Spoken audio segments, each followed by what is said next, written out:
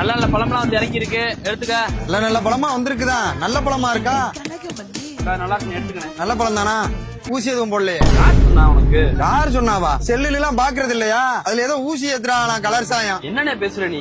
நேத்து பாக்குறேன் அந்த பேக்கரில் நின்றுகிட்டு கண்ட கர்மத்து கலர் எல்லாம் வாங்கி மடக்கு மடக்குன்னு குடிச்சுக்கிட்டு இருக்க. இப்ப வந்துகிட்டு தண்ணி பழத்துக்கு இப்படி பேசிக்கிட்டு இருக்க. அது எனர்ஜி ட்ரிங்க்டா, அது வேற. இதை செக் பண்ணி பார்த்து வாங்கினியா?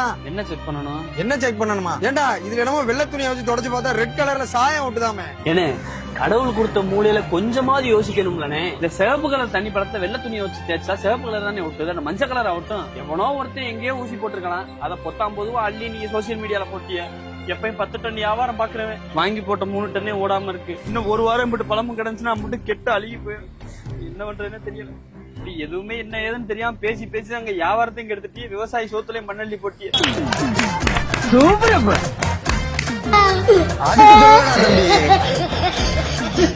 Health முக்கியம்ல, health.